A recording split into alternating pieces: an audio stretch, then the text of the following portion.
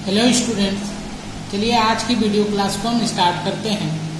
आज इस क्लास में हम क्लास 12 के बायोलॉजी को पढ़ेंगे। देखिए, हम पढ़ेंगे क्लास 12 सब्जेक्ट पढ़ेंगे बायो।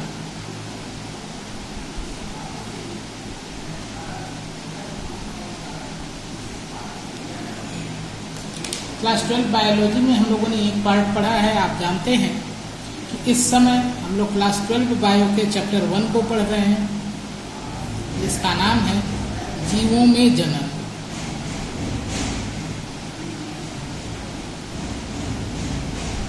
और इस चैप्टर के पार्ट 1 को हम लोगों ने कल पढ़ा था। आज हम लोग इस चैप्टर से पार्ट 2 पढ़ेंगे। जहाँ तक हम लोगों ने पिछली वीडियो में पढ़ लिया, उसके आगे की हम बात करेंगे। पिछली वीडियो में मतलब पार्ट 1 में हम लोगों ने बात किया था टाइप्स ऑफ रिप्रोडक्शन।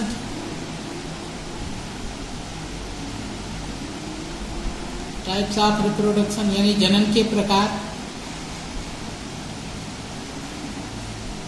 और साथ साथ हम लोगों ने बात किया था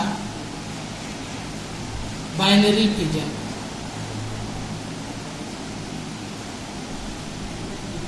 बाइनरी फिजन को हिंदी में द्विखंडन कहते हैं।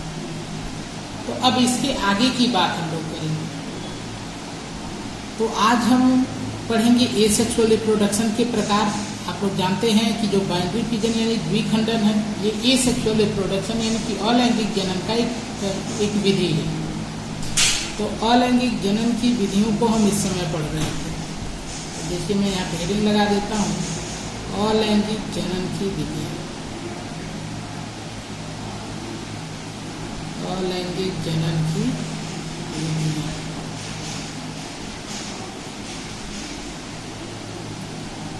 जिसमें एक विधि हम लोग कल पढ़े थे द्विखंडन। आज हम लोग अलैंगिक जनन की दूसरी विधि पढ़ेंगे। हम लोग आज पढ़ेंगे कोनिडिया।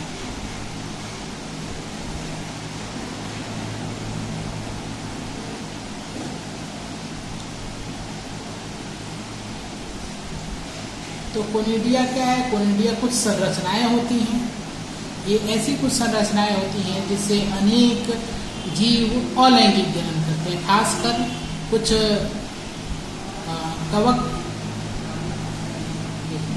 तो कोनिडिया विशेष संरचनाएं होती हैं। क्या होता है कोनिडिया? सबसे पहले देख लीजिए। तो कोनिडिया विशेष संरचनाएं हैं। कोनिडिया विशेष संरचनाएं हैं जिनसे जीव जनन करते हैं। यहाँ पे जो जनन होगा वो अलैंगिक जनन होगा। ये अलैंगिक संरचनाएं होती हैं, तो जीव अलैंगिक जनन करते हैं। अब बात हम करें, आप जानते हैं कि जब अलैंगिक जनन की विधियों की हम बात करेंगे तो सभी जीव इस विधि से जनन करेंगे, ये कोई निश्चित नहीं होता है। कुछ ऐसे जीव होंगे जो कोनिडिया के द्वारा जनन करेंगे, कुछ ऐसे भी जीव होंगे जो कोनिडिया द्वारा जनन नहीं करेंगे। तो आपको यहाँ पे एग्जाम्पल याद रखना पड़ेगा कि कौन सा ऐसा जीव है जो कोनिडिया द्वारा जनन करता है। तो आप याद रखेंगे पेनिसिलियम। तो पेनिसिलियम एक कवक है जो कि कोनिडिया के द्वारा जनन करता है। अब हम देखते हैं कि ये कोनिडिया द्वारा जनन कैसे करता है। तो ये एग्जाम्पल आपको याद रखना है। इसको मैं देखिए यहाँ पे हाईलाइट कर देता हूँ, इसको घेर देता हूँ। ये आपको ध्यान रखना है। पेनिसिलियम एक कवक है जो कि कोनिडिया के द्वारा जनन करता है। आप जानते हैं कि जो पेनिसिलियम होता है ये एक मल्टी सेलुलर फंगस होता है, मतलब बहुकोशिकीय कवक होता है। मतलब इसके शरीर को यदि आप देखोगे तो इसमें अनेक ऐसी जाल आपको दिखेगा जिसको आप कहते हो माइसीलियम, और जिसमें से एक को आप कहते हो, एक इसमें से तंतु लेते हो तो आप उसको कहते हो हाइफी। ये सब क्लास 11th में आप पढ़े हुए हैं। जब पेनिसिलियम को अलैंगिक जनन करना होता है तो इसकी एक हाइफी, मान लो इसमें बहुत सारी हाइफी हैं, और बहुत सारी हाइफी जब आपस में मिली होती है तो उसको आप कहते हो माइसीलियम। तो इसमें से एक हाइफी पर ऐसे ब्रांच डेवलप होती है। जिस ब्रांच को आप कह सकते हो कोनिडियोपोर।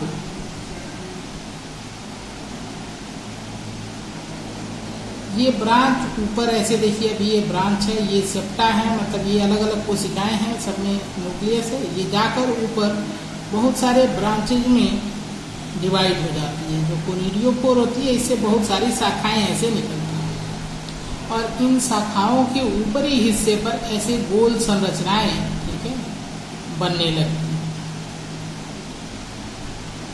देखिए ये गोल गोल ऐसी संरचनाएं बन जाती हैं और ये जो आप गोल संरचनाएं देख रहे हैं, ठीक है, ये आपस में ऐसे ही इस ब्रांच पे जुड़ी रहती हैं। इन संरचनाओं का नाम होता है कोनिडिया। कुछ समय बाद इसमें से कुछ संरचनाएं झड़ने लगती हैं, सब एक साथ नहीं, बारी बारी से समय आने पर, सूख जाने पर वो उसे टूट के गिरने लगती हैं। देखिए ये कोनिडिया जब इसे टूट के अलग होंगी और अलग होने के बाद ये ऐसी ही पड़ी रहेंगी और जब भी इसको फेवरेबल कंडीशन मिलेगा, मतलब अनुकूल वातावरण मिलेगा, तो फिर से ये ग्रो करेगी और ग्रो करके एक नए पेनिसिलियम का निर्माण कर देती है। तो इस पूरे जनन को हम कहते हैं कोनिडिया के द्वारा जनन। देखिए यहाँ पर एक ही पौधा है जिसने कोनिडिया बनाया, फिर कोनिडिया अलग हुए और जिससे बहुत सारे पेनिसिलियम का निर्माण हुआ। जैसे ये है, जब इसमें ग्रोथ होगा, ठीक है, इस कोनिडिया में ग्रोथ होगा तो फिर से इसमें सेल डिवीजन होगा और फिर से इसमें इससे माइसिलियम का निर्माण हो जाएगा और इस प्रकार यह बन जाएगा एक नया पेनिसिलियम। तो उम्मीद है अब आपको समझ में आ गया होगा कोनिडिया क्या होता है, कोनिडिया द्वारा जन्म क्या होता है, ठीक है, और कौन करता है। उदाहरण आपको याद रखना।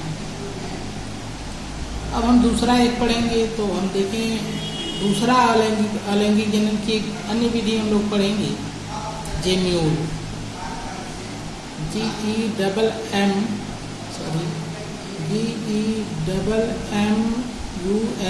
जेम्यूल। इसको आप हिंदी में भी लिख लीजिए, तो हिंदी में भी आप जेम्यूल ही लिखेंगे।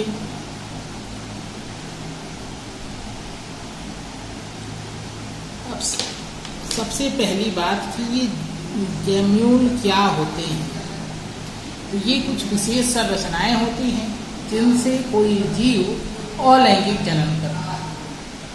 अब आप कहेंगे कि सर कौन सा जीव अलैंगिक जनन करता है, तो आपको नाम याद रखना पड़ेगा। इससे अलैंगिक जनन करता है एक स्पंज, ठीक है, जिसका नाम होता है स्पॉन्जिला।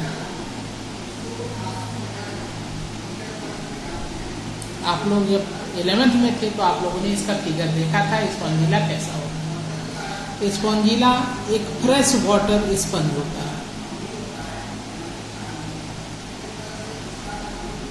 Fresh water sponge. तो कई बार तो यही आता है कि जेम्यूल द्वारा जन्म किस में होता है, तो आप लिखेंगे स्पंज में, और ऑप्शन होगा तो आप लगा सकते हैं स्पंज। अब देखिए क्या होता है कि फ्रेश वाटर, ये जो स्पंजिला है, ये तालाब वालाब में या फिर आप कहीं देखते हैं जहाँ पे पानी इकट्ठा हो जाता है गड्ढे में, यहाँ पर ये पाए जाते हैं फ्रेश वाटर। नदी में भी पाए जा सकते हैं, आप जानते हैं समुद्र में नहीं पाए जाएंगे क्योंकि ये फ्रेश वाटर स्पंज है। जब वहाँ पे किसी, मान लीजिए कि अनफेवरेबल कंडीशन आती है, मतलब प्रतिकूल वातावरण आता है, प्रतिकूल वातावरण में बहुत अधिक ठंडी पर हो जाए कि मतलब पानी जमने लगे, प्रतिकूल परिस्थिति लिख देते हैं, प्रतिकूल परिस्थितियाँ आ जाती हैं। जैसे बहुत अधिक ठंड में जब पानी जमने लगे या फिर बहुत अधिक गर्मी पड़े जिससे पानी सूख जाए, तो उस समय स्पंज यानी जो स्पंजिला है वो जनन करता है जेम्यूल के। इस प्रक्रिया में जैसे मान लीजिए स्पंजिला का ये बॉडी है, आप जानते हैं स्पंज जो होता है उसमें थैलो कैविटी होती है, तो ये मान लीजिए स्पंजिला की बॉडी है। तो इस समय ये स्पंजिला क्या करता है, अपने शरीर के अंदर, ठीक है, कुछ ऐसी संरचनाएं बनाता है, अनेक ऐसी संरचनाएं बनाता है और इन्हीं संरचनाओं को आप कहते हैं जेम्यूल, ठीक है। इस खराब परिस्थिति में यानी प्रतिकूल परिस्थिति में जब सूखा पड़ जाता है या फिर पानी बर्फ बन जाता है तो स्पंज तो मर जाता है, लेकिन ये जेम्यूल जो होता है ये बच जाता है। मतलब ये एक रेस्टिंग स्ट्रक्चर है, मतलब ये प्रतिकूल परिस्थिति को झेल सकता है और किसी तरह प्रतिकूल परिस्थिति में ये पड़ा रहेगा और जैसे ही फिर से परिस्थितियाँ अनुकूल होंगी फिर से ये डेवलप करेगा, फिर से ये इसमें विकास होगा, ग्रोथ होगा, जो भी आप कहिए, ये डेवलप करके एक नए स्पंजिला का निर्माण करेगा। ठीक है, तो ये होता है जेम्यूल के द्वारा जन्म। तो जेम्यूल कब बनते हैं? प्रतिकूल परिस्थितियों में। ठीक है, जेम्यूल को आप इंटरनल बड भी कह सकते हैं। ठीक है, जेम्यूल जो होता है शरीर के अंदर बनने वाला स्ट्रक्चर है, इसलिए इसको हम कहते हैं इंटरनल बड। अब यहाँ पे हम थोड़ी सी बात करेंगे स्ट्रक्चर ऑफ जेम्यूल।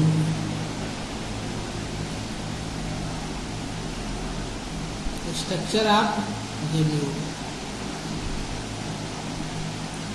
मतलब जेम्यूल की संरचना। तो जेम्यूल की संरचना फिगर आपके बुक में दिया गया है, वहाँ से आप देख सकते हैं। मैं थोड़ा सा जल्दी में एक रफ डायग्राम बनाता हूँ ताकि आप समझ सकें और बाकी आप अच्छे से बना लीजिएगा किताब को देखकर। देखिए, जेम्यूल में एक ऐसे स्पेस बनता है, हेलो, ठीक है। इसके चारों तरफ दो परत होती है। देखिए, ये हो गया आउटर कवरिंग और ये हो गया इनर कवरिंग।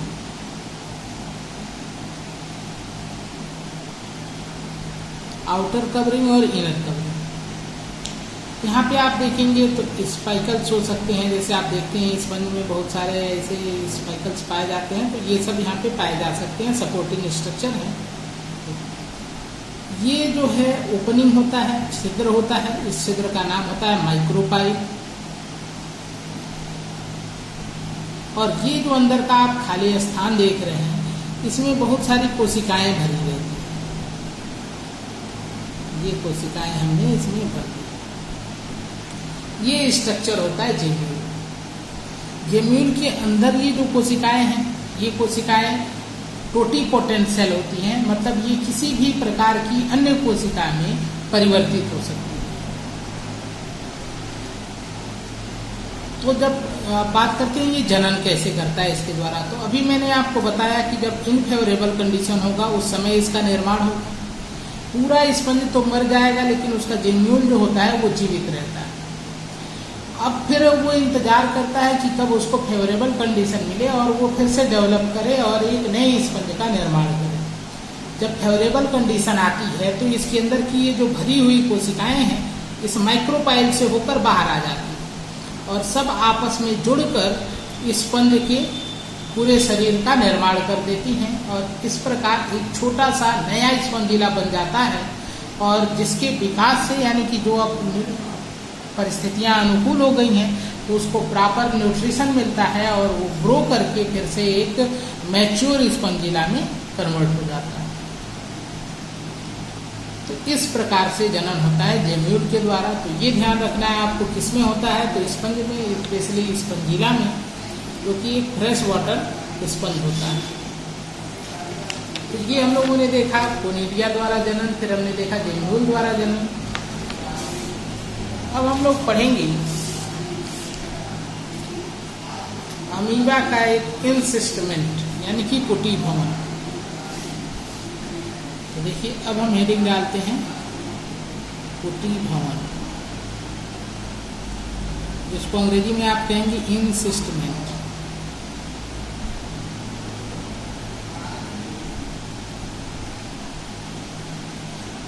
तो देखिए, बहुत सारे जीव, जैसे यहाँ पे आप उदाहरण ले सकते हैं अमीबा का।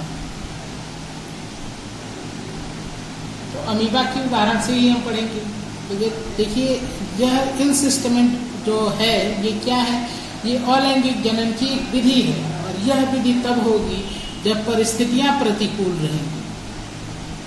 तो हम बात करेंगे प्रतिकूल परिस्थिति की, क्योंकि प्रतिकूल परिस्थिति में ही इस प्रकार से जनन होता है।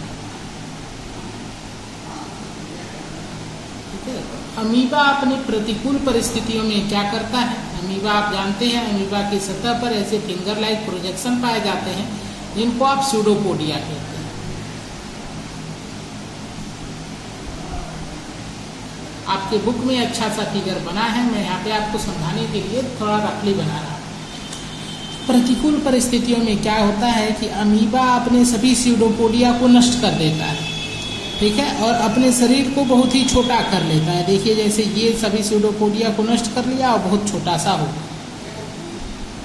अपने शरीर में ये केंद्रक और कुछ साइटोप्लाज्म को लेकर अपने शरीर के चारों तरफ एक मोटी दीवार का निर्माण करता है जो 2 या 3 परत की होगी, ठीक है। तो ये मोटी दीवार होगी, देखिए ये है अमीबा के चारों तरफ की दीवार जो 2-3 परतों की बनी है। इस दीवार को आप कहते हैं सिस्ट, इसका नाम होता है सिस्ट। और इस तरह से ये जो सिस्ट होता है इन प्रतिकूल परिस्थितियों से, जो भी प्रतिकूल परिस्थितियां हैं उससे अमीबा की रक्षा करता है। और इस तरह अमीबा इस सिस्ट के अंदर पड़ा रहता है और तब तक पड़ा रहता है जब तक कि परिस्थितियां पुनः अनुकूल न हो जाए।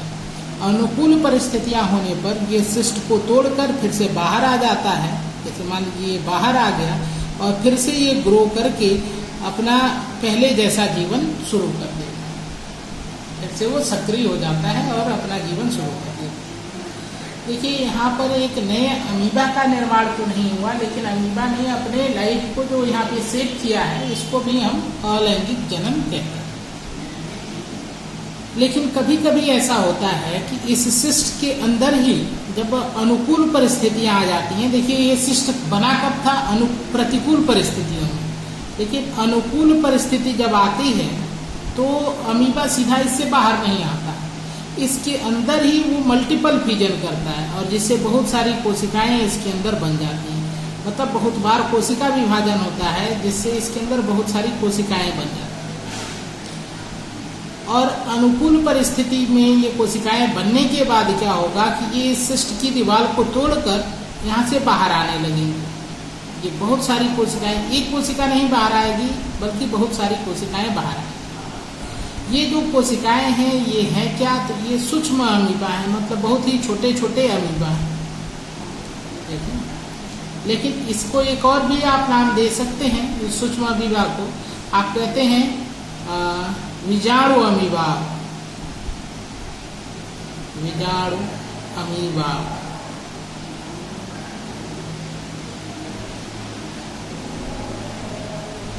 या अंग्रेजी में आप कहेंगे स्यूडोपोडियोपोर।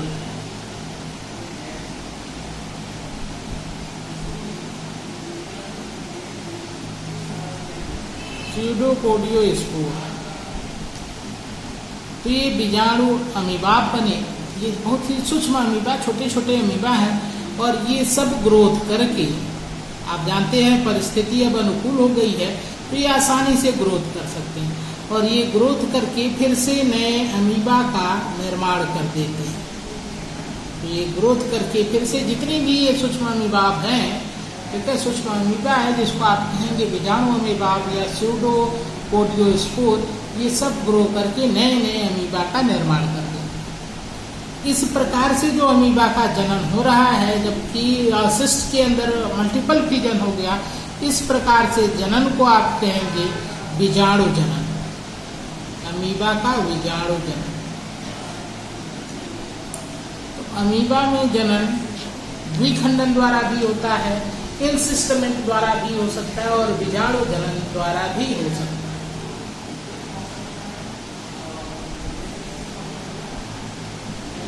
अब हम लोगों को एक टॉपिक और बची है अलैंगिक जनन से, फिर उसके बाद हम लोग देखेंगे अलैंगिक जनन के मेरिट और डीमेरिट को, मतलब एडवांटेज और डिसएडवांटेज को। तो अगली हेडिंग हम लोग पढ़ेंगे जूईस्पोर, इसको हिंदी में कहते हैं चल बीजाणु। तो बहुत सारे कवक और बहुत सारे शैवाल, ठीक है, चल बीजाणु द्वारा जनन करते हैं।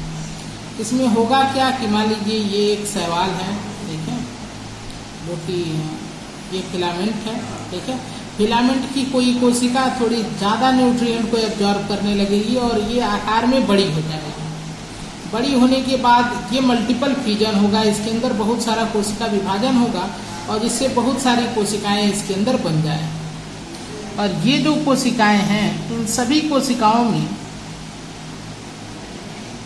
तो ये बहुत सारी कोशिकाएं बन गई हैं।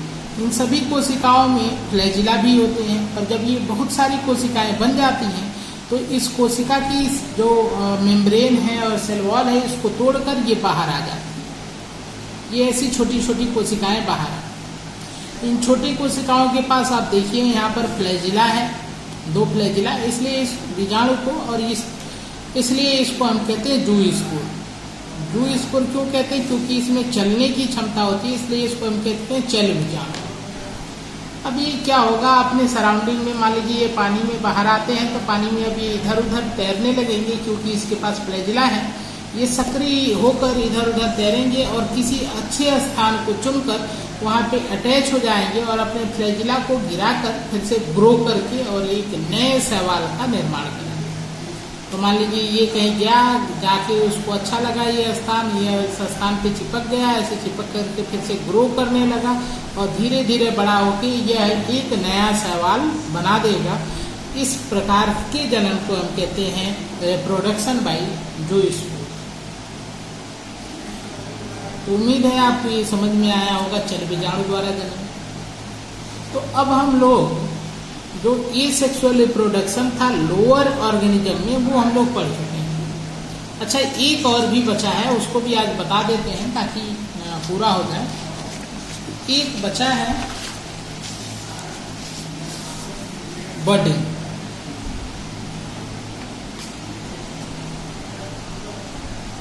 जिसको हिंदी में आप कहते हैं मुकुलन। तो मुकुलन द्वारा जनन किसमें होता है? तो ये एक कवक होता है, एक कोशिकी कवक इस्ट, और हाइड्रा में भी होता है। हाइड्रा जानते हैं आप, एक मल्टीसेलुलर एनिमल है, ठीक है। तो इस्ट या हाइड्रा में होता है। इस्ट के उदाहरण को लेकर मैं आपको समझा देता हूँ। तो आप जानते हैं इस्ट जो होता है यूनिसेलुलर फंगस होता है। तो देखिए ये बना दिया मैंने एक इस्ट को, रफली अच्छे से आपके बुक में बना। तो अनुकूल परिस्थितियों में क्या होती है, बडिंग कब होता है? अनुकूल परिस्थिति। तो अनुकूल परिस्थितियां होने पर ये कोशिका ग्रो करती है और ग्रो करके अपने बाहर की तरफ ऐसे एक उभार बनाती है, ठीक है। ये आउट ग्रोथ बन गया, ठीक है। इसके बाद इसका थोड़ा सा साइटोप्लाज्म इस आउट ग्रोथ में जाएगा, और साथ साथ इसके बाद ये इसका न्यूक्लियस डिवाइड होकर एक और न्यूक्लियस बनाएगा। तो देखिए यहाँ पे न्यूक्लियर डिवीजन होकर एक और न्यूक्लियस बना, ये न्यूक्लियस भी इस आउट ग्रोथ में चला जाएगा। अब कुछ ऐसी संरचना आपको दिखाई देगी कि ये है आउट ग्रोथ, इसमें अब न्यूक्लियस भी आ गया है, साइटोप्लाज्म भी है। यहाँ पर भी ठीक ऐसा ही है, साइटोप्लाज्म है, न्यूक्लियस है, क्योंकि 2 बने थे, एक यहाँ पर गया, एक यहाँ पर गया। अब ये जो आउट ग्रोथ है इसको हम कहेंगे बड, ठीक है। ऐसा हो सकता है कि इसके ऊपर एक और बड बन जाए।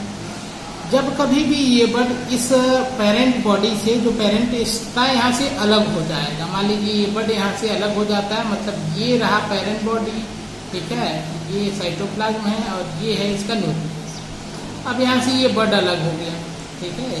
तो बड अलग होकर एक नए ईस्ट का निर्माण कर सकता है। ये अलग हो जाएगा और फिर से अपने पोषक पदार्थों का अवशोषण करेगा और अवशोषण करके एक नए ईस्ट का निर्माण करेगा। इस प्रकार के जनन को हम कहते हैं रिप्रोडक्शन बाय बडिंग, और यह भी एसेक्सुअल रिप्रोडक्शन यानी अलैंगिक जनन की एक विधि है। ठीक ऐसा ही आपको देखने को मिलेगा हाइड्रा में। हाइड्रा का फिगर आपकी बुक में दिया गया, वहां से आप उसको देख सकते हैं। तो हम लोगों ने जितने भी लोअर ऑर्गेनिज्म के छोटे छोटे जीवों वाले जो अलैंगिक जनन थे उसको हम लोगों ने पढ़ लिया। अब हम लोग अगली वीडियो में पढ़ेंगे वेजिटेटिव प्रोपेगेशन, मतलब कायिक जनन। अगली वीडियो में हम लोग बात करेंगे कायिक जनन, ठीक है। आराम से आप वीडियो को देख सकते हैं, मैंने जल्दबाजी में आपको पढ़ाया है, सिलेबस आपका पीछे है, उसको कवर करेंगे हम लोग, ठीक है। कोई कंफ्यूजन होगा, कोई दिक्कत होगा तो आप मुझे बता सकते हैं। थैंक यू, आज के लिए बस इतना ही।